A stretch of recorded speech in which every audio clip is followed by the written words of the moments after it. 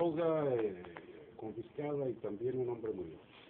Mario, first of all, Miguel, thank you for the opportunity, like always. And as I was mentioning in the Spanish version, that all last week I was out of the city on a training for the chief of police in the city of Lubbock. And during that week, several major incidents occurred here in our community that attracted state and national news concerning what is the growing violence that is going on in the northern part of the Republic of Mexico. But the point that I'd like to make is two.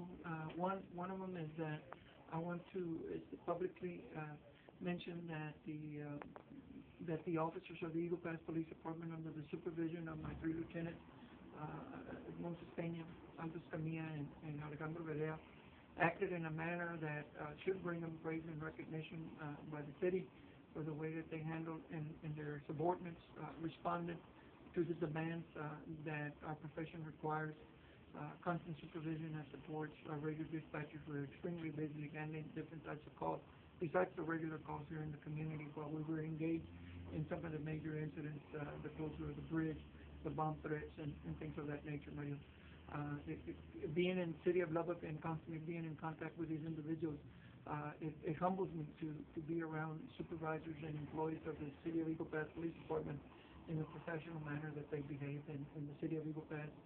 When you see my officers out there in the street, please thank them for that.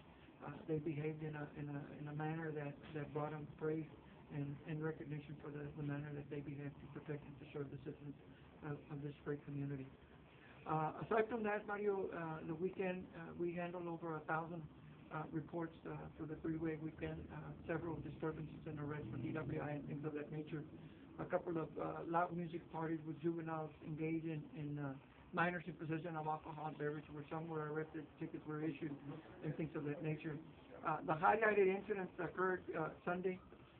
One of them at around 4 o'clock, a chase that started in the outskirts of the northern part of Merritt County and ended up at the intersection of Veterans Loop North and the Rio Boulevard, where the fleeing suspect was driving a 2004 red Durango driven by Jesus Solis. He also had a 1.5-year-old son in the vehicle, and luckily he wasn't hurt. Mr. Solis, avoiding apprehension and stopped, went through several red lights and almost impacted several vehicles that were stopped. And as a result of avoiding that busy intersection, wound up striking some concrete curbs in the entrance to a local motel there, totally damaging his vehicle. But at the time of apprehension, Mr. Solis was in possession of 232 pounds of marijuana that were found in 3 Army duffel bags. The Eagle Pass Police Department Sheriff's Office and the U.S. Border Patrol were participants. Maverick County Sheriff's Office took control of Mr. Solis and the vehicle and the incident, and they will process and prosecute at a future date, or prepare the paperwork for prosecution in this particular case. The issue of great concern for us in this particular case is that here we have a young man that involves a 1.5-year-old son in this illegal activity, and luckily it didn't go to other extremes like shootings and the vehicle rolling over where somebody could actually gotten real seriously hurt. And hopefully this will be well documented and submitted to the district attorney when the case is presented to the grand jury. What happened to the toddler? The what, sir? The toddler, what happened to him? It was released to the family. It was released. Mr. Solis was transported to the Maverick County Sheriff's Office and is awaiting bonding and magistration and things of that nature. The other case of significance was in the afternoon, about an hour after this incident.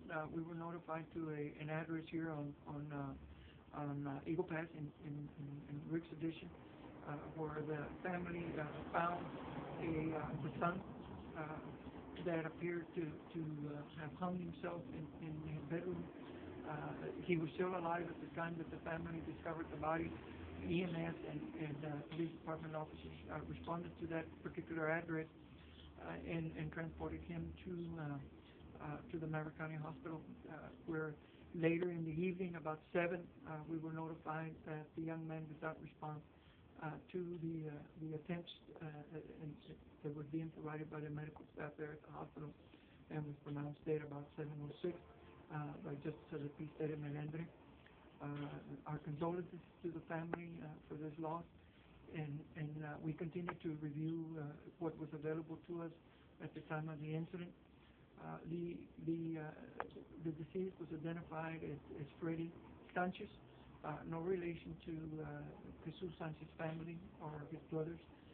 I know he has a brother by that name, or is known by that name, but it's a completely different family. Thank you very much.